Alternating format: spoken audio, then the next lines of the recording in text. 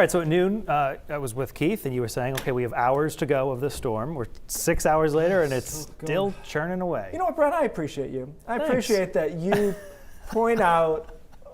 What? What's Your that face accuracy. for it? Thank you. Because I know where you're going with I this. didn't You think we've got a good cop, bad cop thing going on here. Maybe. Look, I'm in your team too. nobody made you put an extra light right over the weather center and start interrogating me.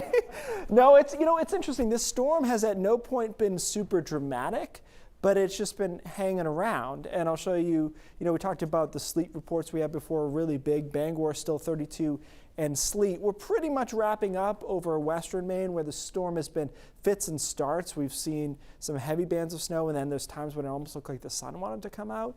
But we're wrapping up at 33 in Portland and drizzle there.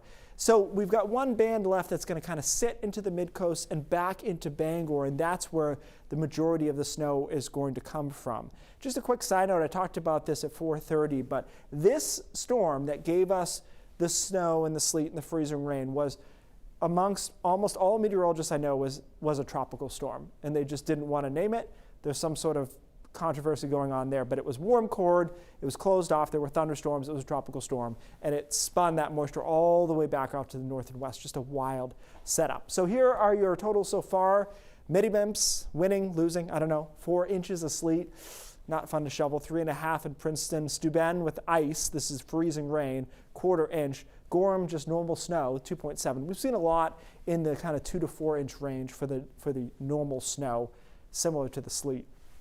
So we've got a couple more hours left. Again, Bangor and down to about Wiscasset, I would say, is where this band is going to set up.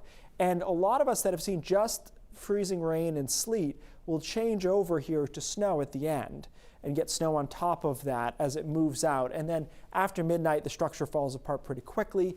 Tomorrow is a quiet day, mixture of sun and clouds, temperatures upper 30s to near 40. And then we'll be in the 40s on Wednesday. Isolated sprinkle possible most of the day, though dry and again relatively mild, so we'll do a little melting. So additional snowfall amounts here are really just right in that band. So you can see Bangor, the model is putting out 2 inches, and there's 3 or 4 up here. So not totally done. Things still falling apart a little bit road-wise, I think, over down east and northern Maine.